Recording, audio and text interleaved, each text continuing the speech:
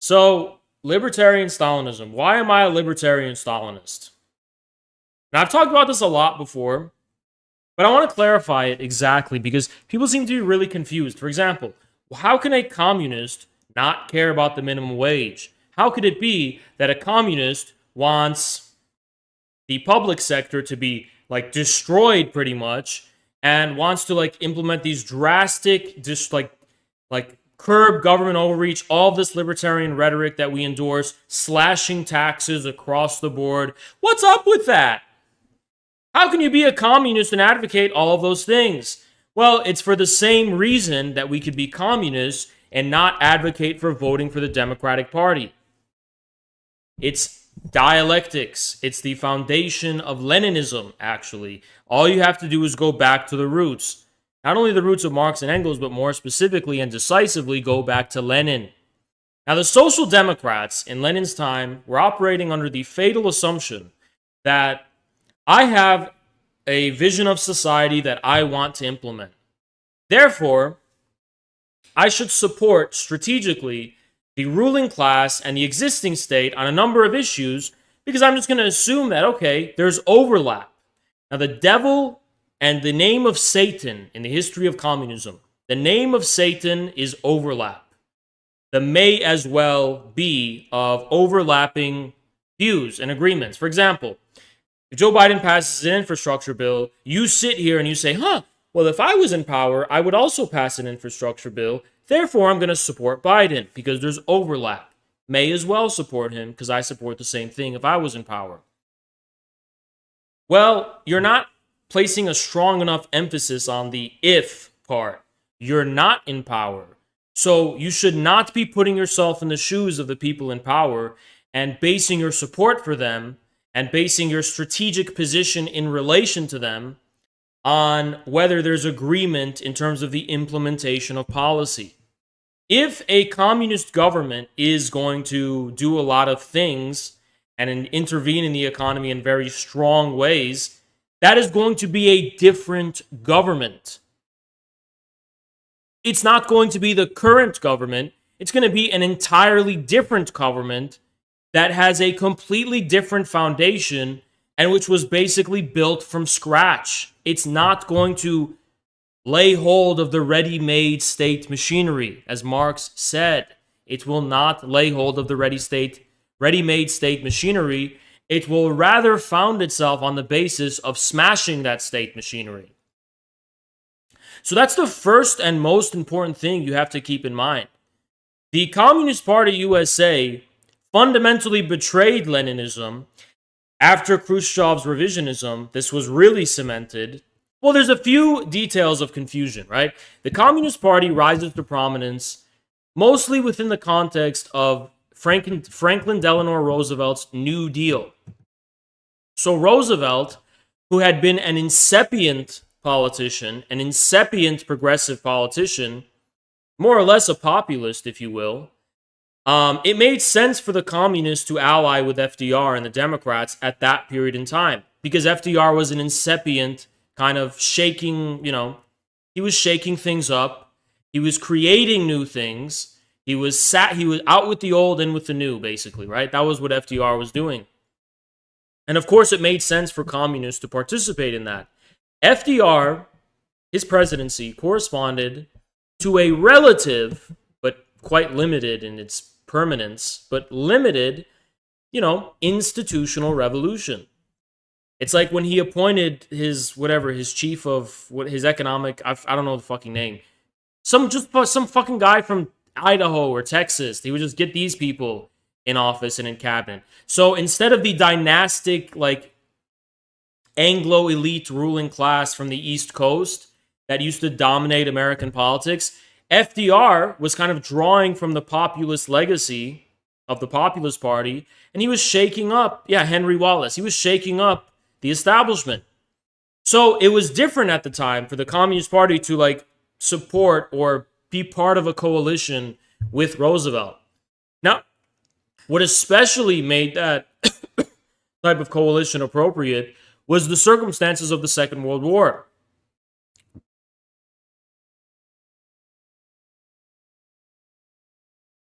It especially made sense at that point in time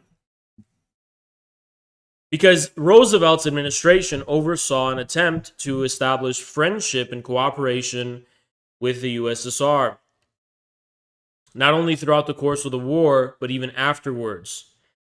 So it made sense for the communists to want to work with Roosevelt, and at that time, work with the Democratic Party. But you have to understand the why. It wasn't because Democrats shared overlapping policy positions with communists. It was because of how the Democrats were strategically positioned and aligned in relation to politics. That's actually what matters. So when people sit here and say, well, we may as well support Democrats because they are implementing policy positions that we agree with, that's not Marxism and that's not Leninism. Now, throughout the course of its existence, the Communist Party has basically adopted the social democratic position of supporting the establishment on the basis of the overlapping may as well be kind of mentality that's completely undialectical and anti-revolutionary and reformist in the worst sense of the word, right? Now, what does this have to do with libertarianism and all of that? Well, if you're going to say that communism entails a big government, I could debate you about that, but I could be somewhat charitable with you and kind of, we could probably come to a common understanding of what you mean by that. And I'd understand what you meant by that. But just because, even if communism will entail a big government, that doesn't fucking mean that it's going to be this big government. It's not some abstract principle of big government that communists support. We don't just support every big government just because we might eventually support a relatively powerful government, or big government, if you will. And it's besides, how can you give weight to the meaning of the word big government without recognizing how fundamentally entangled it is with people's experiences and understanding of the existing government we have? The reason people are against big government isn't because of any eternal principles of ideology or any eternal principles relating to their values. It's because they've seen firsthand what big government is in the form of the United States federal government. That's what big government means to them. So it's not about values and it's not about principles.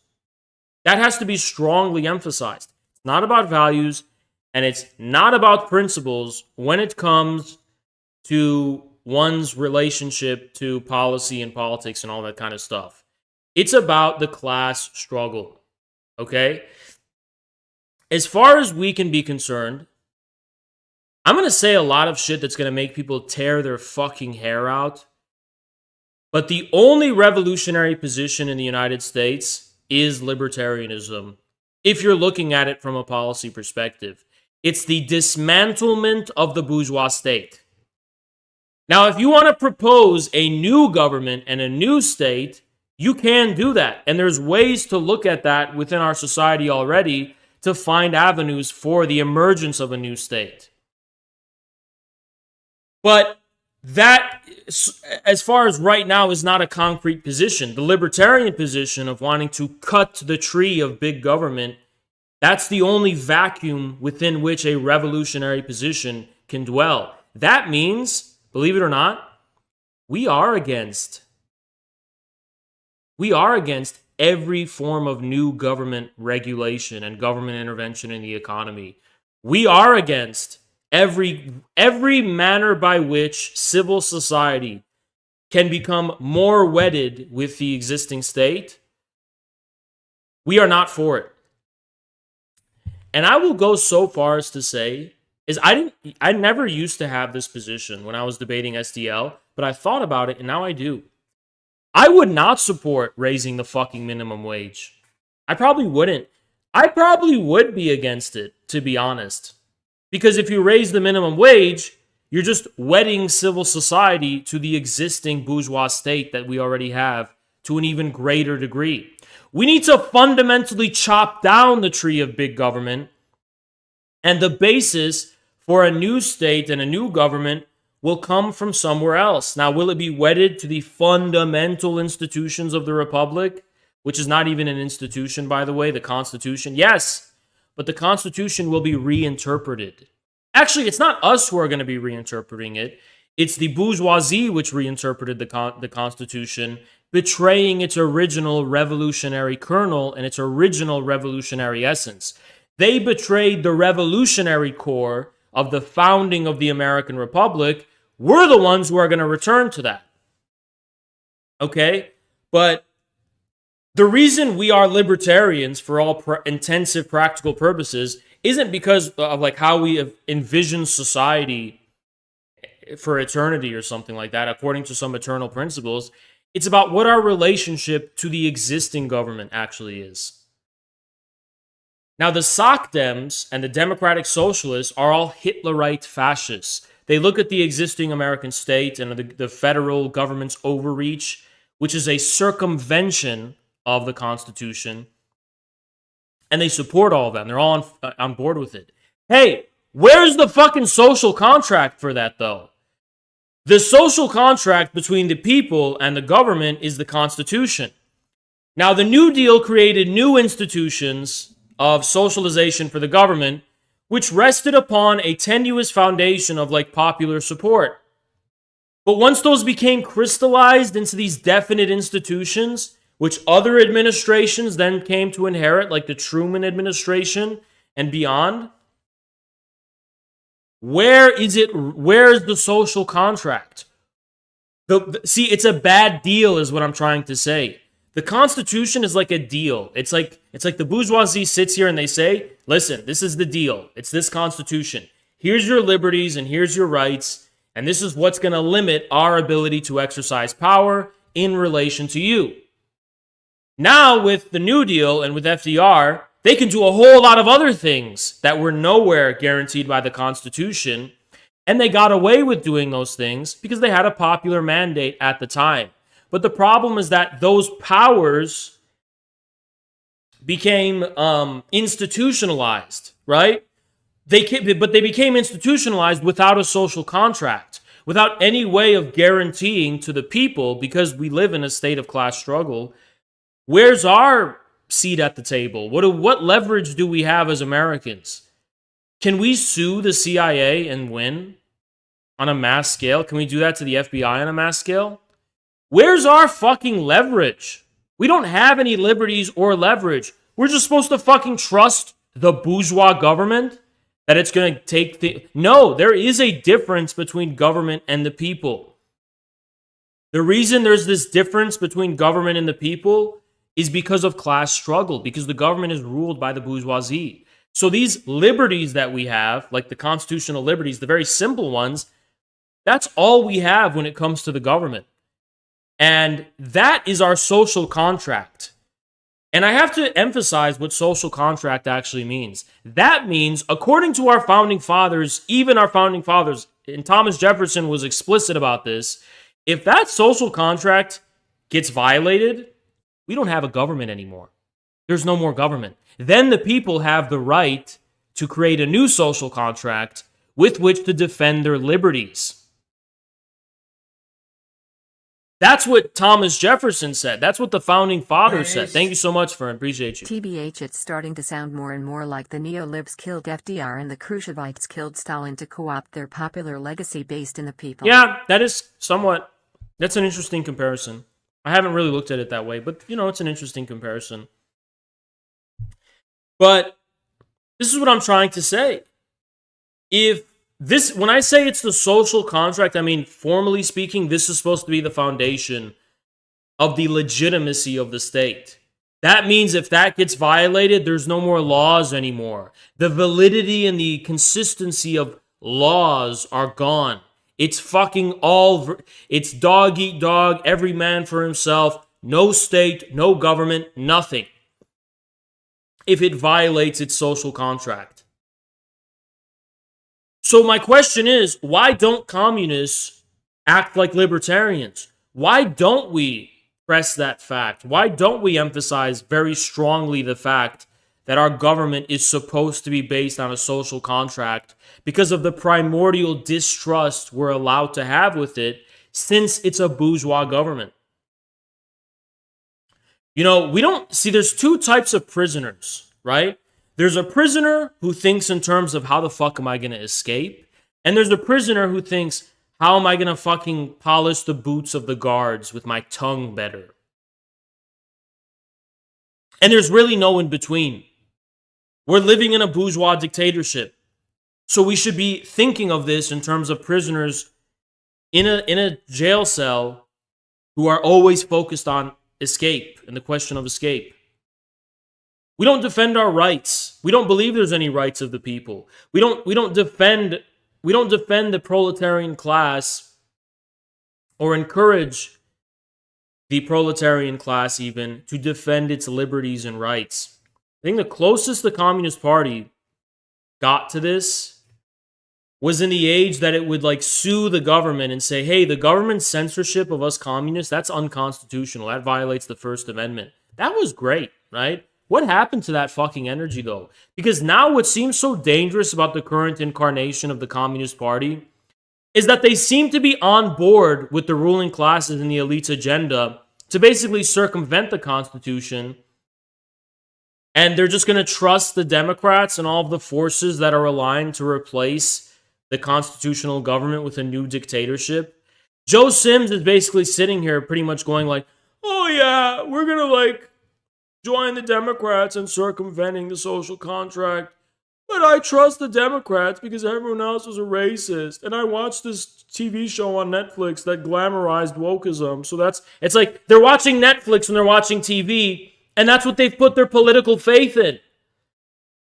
Nobody thinks like a lawyer anymore. Nobody asks the question, where's our red line as if we're communists and we're supposed to be representing a tribune of the people? Like, we're not representing our clients well. I get that it is a bourgeois government. Yeah, we know.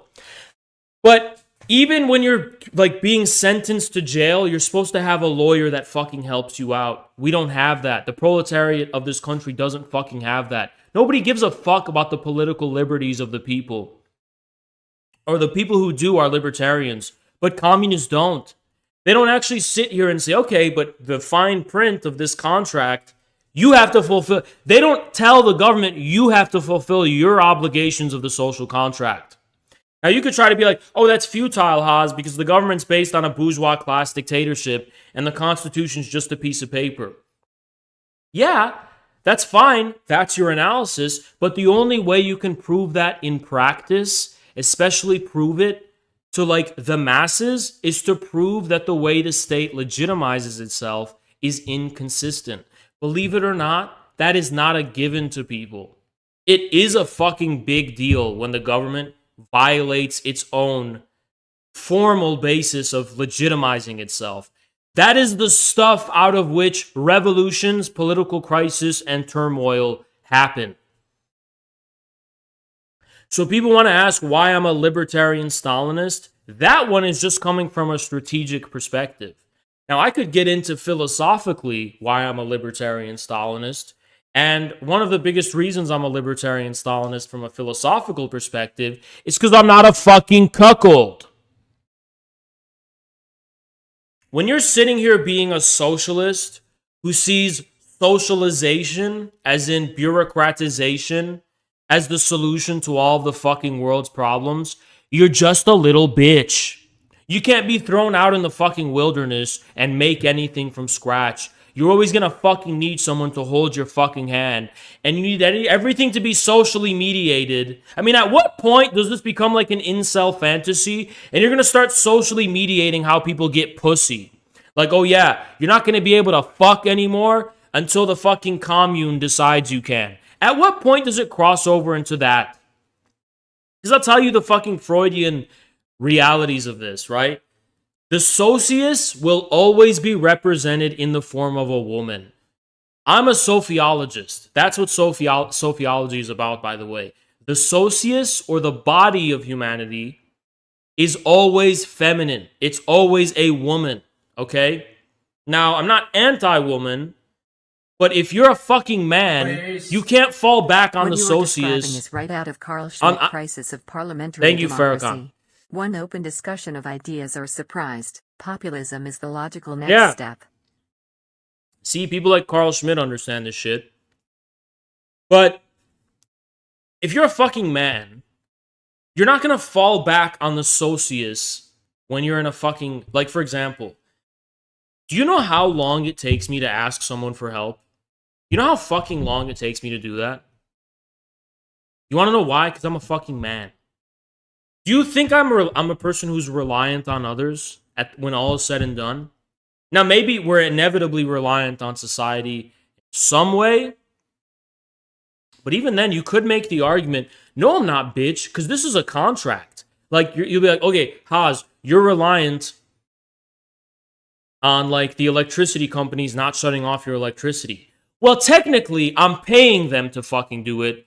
And legally speaking, they're contractually obliged to fucking do it. So no, I don't have to fucking rely on anyone. Suck my dick, bitch. Oh, Haas, you're also reliant on society because who's going to take you to the hospital? We don't even have free healthcare. So if I get taken to the hospital, I would actually be in debt and I'd have to pay them fucking money if I don't have insurance. And if I do have insurance, I'm the fucking one who pays them.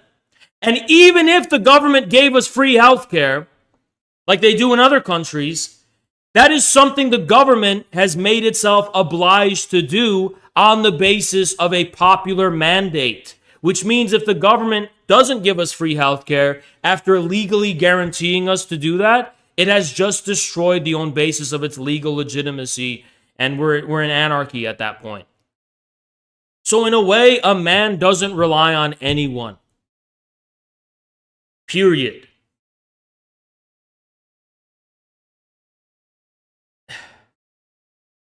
And yeah, the nanny state shit is fucking real. And I don't need to fucking listen to Margaret Thatcher to know that. All I have to do is go to a fucking DSA meeting where nobody seems to have the fucking balls to speak what's actually on their fucking mind. All they're doing is going with the herd and speaking according to what the fucking social group demands of them.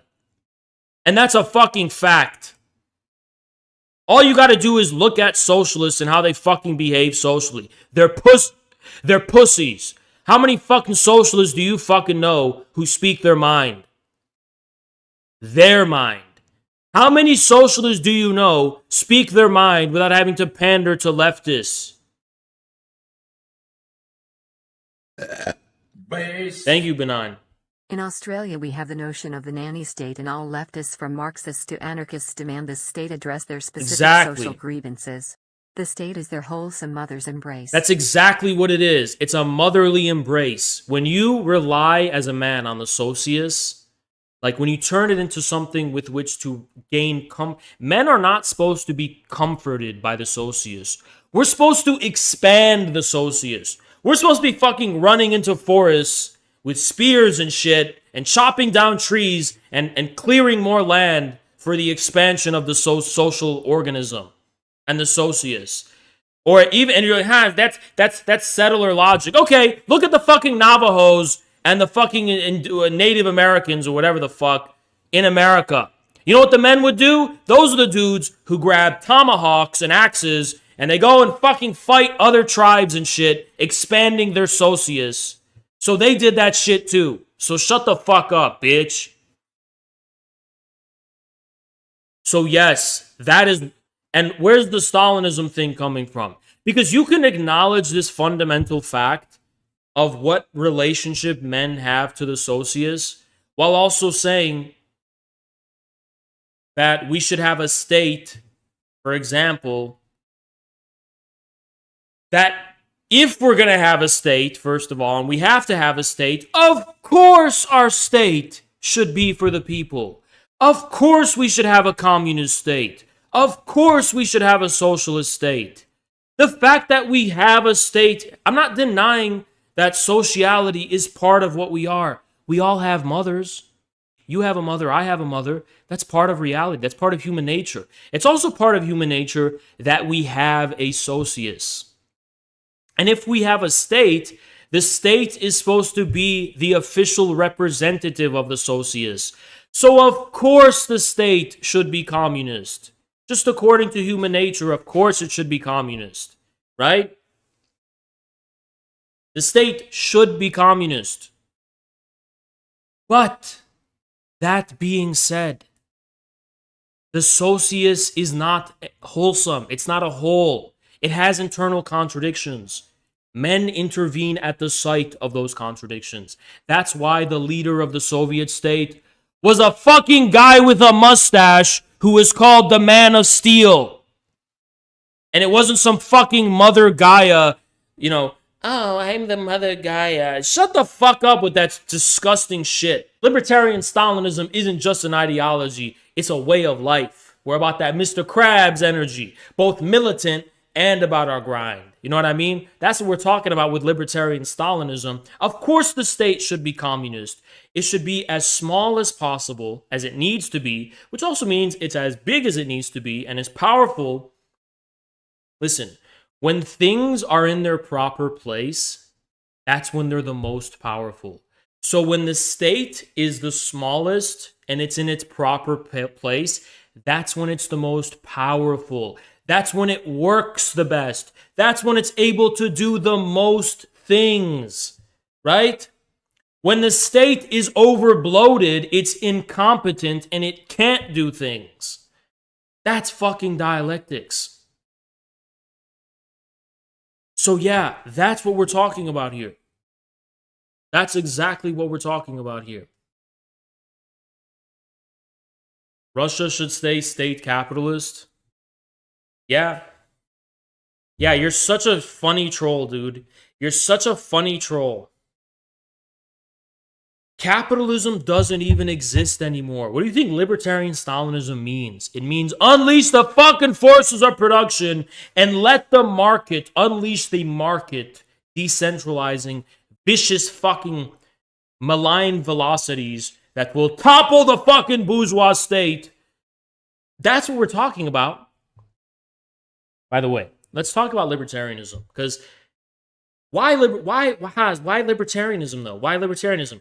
Why not libertarian socialism, Hayes? That's what I also want to talk about. Why not like libertarian socialism or anarcho-communism? Because libertarian socialism or anarcho-communism basically say that we're going to premise the terms and conditions of collapsing the existing state, which means, yeah, we're going to be opposed to the state, but only if we're like in a commune and we basically reproduce all of the fucking bureaucratic, institutionalizing, bourgeois tendencies of the state from below. No, we're not. We're going to be delivered to chaos. Unconditional chaos is our fucking position when it comes to the strategy. Unconditional chaos. We're not going to, it's just like the accelerationism debate that happened, the people who are like, oh, I'm a left accelerationist. No, there's no such thing. Or I'm a right accelerator. No. There was the UAC, which was like all the best people. Unconditional acceleration. We are unconditional Stalinist libertarians. Unconditional Stalinist libertarians. That is our position. Okay? That is our position. Because people don't understand dialects, they don't know how, at the same time that we're trying to unleash the power of markets, we also want to build a very powerful people's state that fucking owns all the fucking mines and resources and land and fucking factories and shit. They don't understand how these two things correspond, just like how they don't understand China, because they're fucking stupid. They don't understand anything. So libertarian Stalinism. That's what we're talking about here. Okay? Now people are like, Haynes, isn't it just syncretism of beyond left and right? We're not beyond left and right. We're against leftism and we're against rightism. Yeah, obviously we're still aligned somewhere along the fucking dialectic of political difference. Read my MAGA Communism Substack. If you haven't, you're going straight to hell because you're stupid. Yeah, ultimately what I'm talking about is a real revolutionary left-wing position. It is, okay? It's just not leftist, because leftism and a left-wing alignment are not the same thing. Left-wing alignments are determined in material reality, not based on the position you have, not based on your conception of what that alignment is, but where you actually align in actual real reality, right? That's what's going to define that.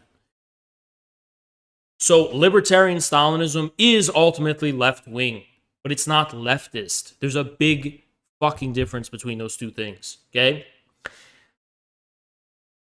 So yes, I'm a Libertarian Stalinist. You can have a firm, strong state that also knows its limits and allows for real civil society to flourish and take control of itself without bureaucratizing and intervene at every fucking level of life. Yes, those are perfectly compatible. Now, if you want to look for historical models that are exemplary of Libertarian Stalinism, look no further than the kolkhoz markets. So the kolkhoz were the non-state-owned cooperatives, agricultural cooperatives, and there was such a thing as kolkhoz markets, where there was surpluses of production as well as the results of garden plots that people were able to own. And there was a market from below that these things could be sold and bought on. They were called the kolkhoz markets. And it was Stalin's reign that maintained and ensured the continuation of the free kolkhoz markets. And then Khrushchev, who was obese, just pointing that out, got rid of the kolkhoz markets and replaced them with cringe fucking sock them fucking bureaucratical managerial bullshit. More to this. It's not just a meme. There's more to this. What is the chaos out of which a state is born? The American government collapses, let's say. What economic activity would continue? Would it be private corporations that take control? Maybe. What does that say about the nature of the state, if that's possible? Well, let me put it this way. As far as the universal bourgeois state, the American state, is concerned, the Communist Party of China is a private corporation. It is made of the same stuff as private corporations, because private corporations are fueled by libidinal investments. They're fueled not by the formal rigor of an institution, but the sublimity of a brand, the libidinally exciting and stimulating and persuasive and intuitively and unconsciously compelling nature of a brand, a work of art, an aesthetic object. It's the same for the Communist Party of China. It's not based on a strictly formal institution. It's based on a fundamental belief that comes from the heart, right? In the ideas of communism, in the ideology of communism. In that history, the sublime history of the party. It's like a brand. The American state isn't a brand. It's a supposedly stoic institution that has no regard for all of the flux of libidinal energies animating the socius. That bluff is now being called. Trump libidinalized the state. He gave it a flair it didn't have before. Created a mass movement, the MAGA movement. That was socialistic in nature. It was just as much a flux of libidinal energy as oil, as the oil industry is, fueling our societies. Do our societies run on oil? Oil is the counterpart to Freudian drives, which are also, according to Freud, attached to geology, to geological processes, which is what produces oil. Oil is a lubricant, right? Our currency became dependent on oil, the petrodollar, around the exact same time that we had our first celebrity president, Ronald Reagan. Ronald Reagan, mind you, who's a president not because of his institutional credentials, not because he's this, crystal clean guy, but because he's a fucking Hollywood actor who the masses are libidinally invested in, just like they are in a movie. Kind of fiction, if you will. That's not a coincidence. The abandonment of the gold standard is also the abandonment of the golden standard of institutions and their replacement with libidinally charged mass movements, aka socialist politics. Does that mean I'm calling Reagan a socialist? No. But does Reagan represent the breakdown of the bourgeois state amidst an incipient socialist mode of production? Hell yeah, he does. Hell yeah, he does.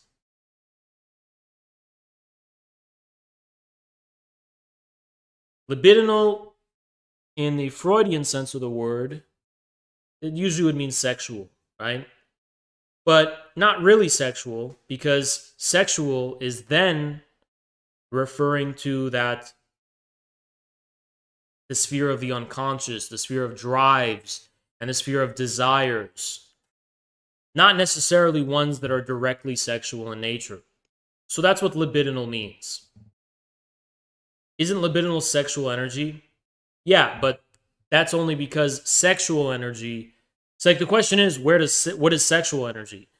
And then Freud will tell you it's like death drive, Teutostrieb, or it's like, the unconscious, or the intuition, or the sphere of desires and dreams. So all of those things are libidinally charged. That's what libidinal energy is.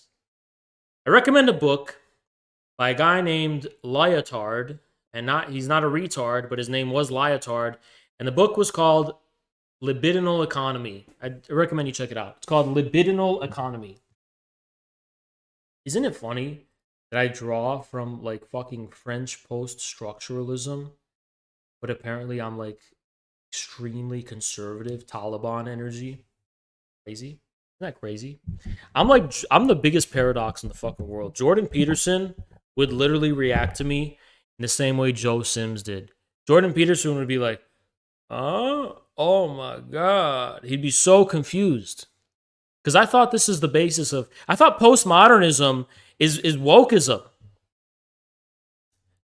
But if you're postmodern enough, you become the Taliban. It's true. It's true. If you become postmodern enough, you become the Taliban. That's a fact. All the others, they didn't take it far enough. Now, Nick Land got close. The reason Nick Land left leftism was because he took it far. All these postmodernists, they're too scared to take it to its conclusion. I take shit to its conclusion. That's how you get to the Taliban. And then along the way, you could stop at Nick Land, the Nick Land headquarters. But if you keep going even farther than Nick Land did, you get to the Taliban.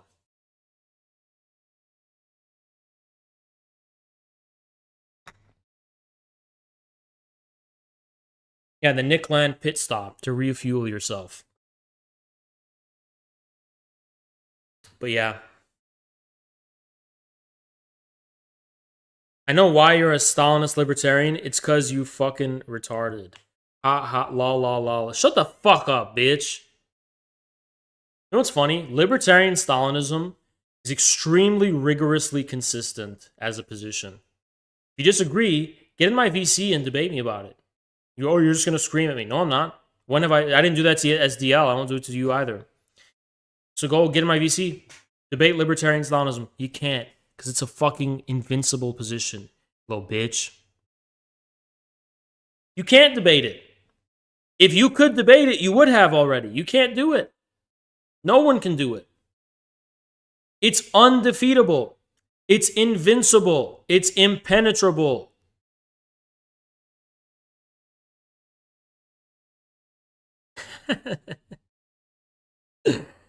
Oh, man. Oh,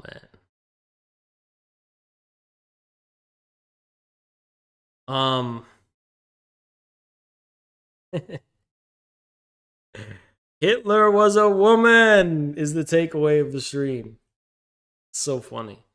No, Libertarian Stalinism. I want to talk about it without joking. But here's the problem, guys. Today, not in a good mood. I had a horrible day today, right? I've had a horrible day. But every time I have a bad day where I'm feeling down, my streams become extremely funny, and I can't even be serious. I can't even be serious about anything. I'm just gonna turn everything to a joke. But that's just how I am. That's just how I am. But no, to be serious. No, I'm just kidding. To be serious, Libertarian Stalinism is basically an acknowledgement of the fact that the institutions of the bourgeois state cannot form the basis of a proletarian dictatorship or a Stalinist state.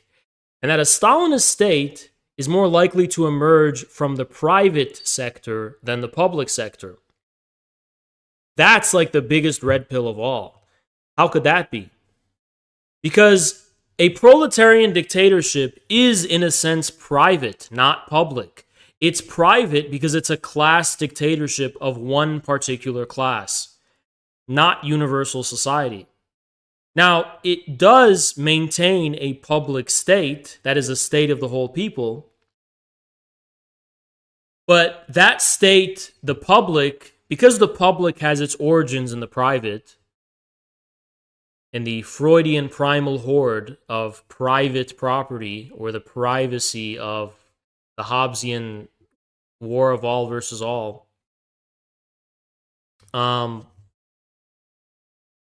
the public state will be refounded in a completely new way under this proletarian dictatorship. So within the American political metaphysics, if you will, the Communist Party of China is more similar to as far as their relation to the American state, it's more similar to like SpaceX or a private corporation than it is the public state. So looking to the public sector for socialism is wrong. It's wrong to look for socialism in the American public sector. You're not going to find it there. You're going to find socialism in something that appears to be private, but which in fact reveals the universal public truth of all society. But the proletariat, as far as the universal bourgeois state is concerned, is a private class. It's one part of civil society. Ergo, it's not the public. It's not public.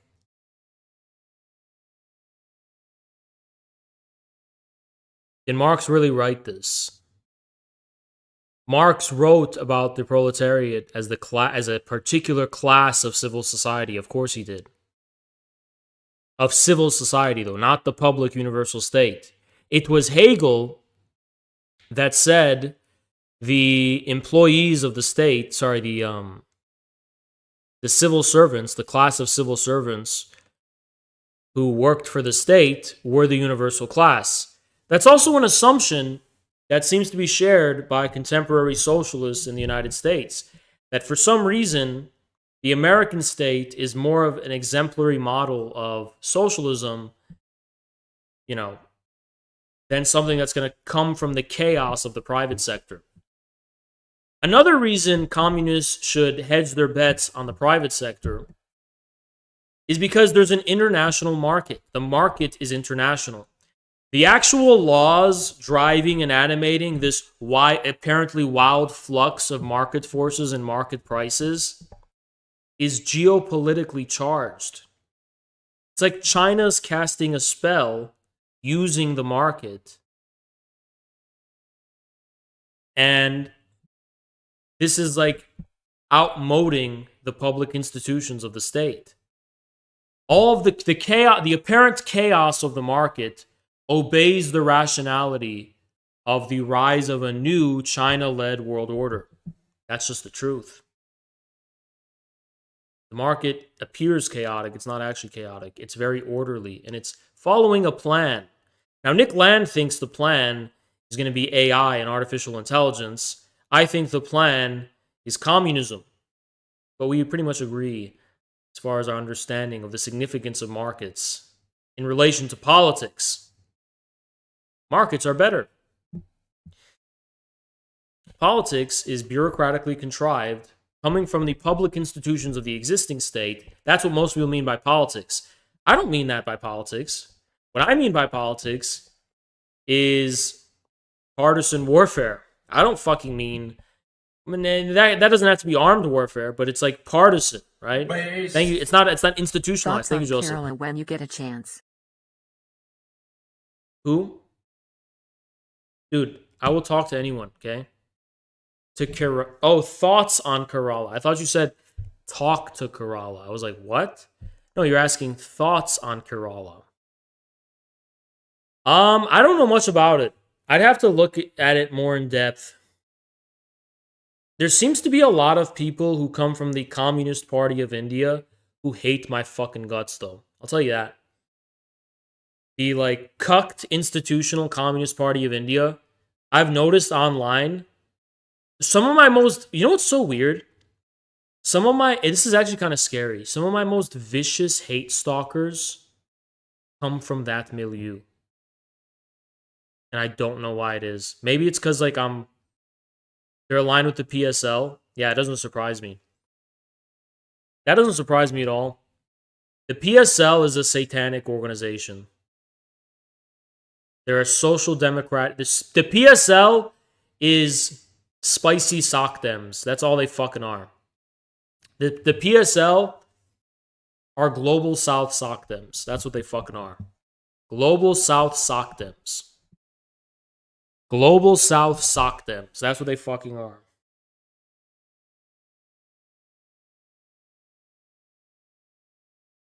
Global South sock dems.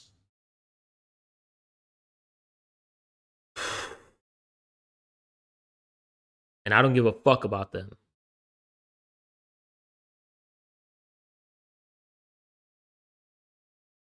Yeah, Vijay Prashad.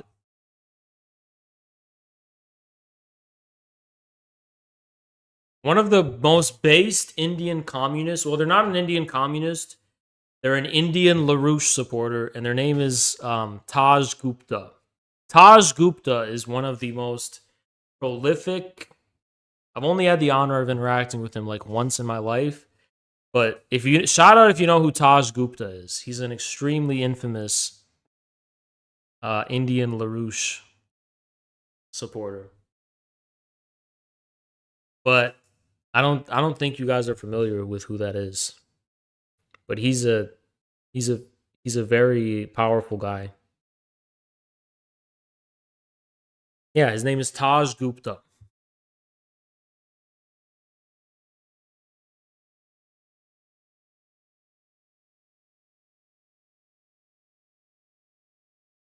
Varoufakis distinguishes between free markets and capitalism. I don't believe in wholesome markets. I believe in like vicious markets. I'm like a cyberpunk accelerationist. Just kidding. Cyberpunk's cringe. But like I believe in the chaos of markets. I don't like markets because it's like wholesome. I like markets because of chaos. I like chaos. I'm pro chaos, which means I'm pro women because women are chaos, right? Mother chaos. Anyway.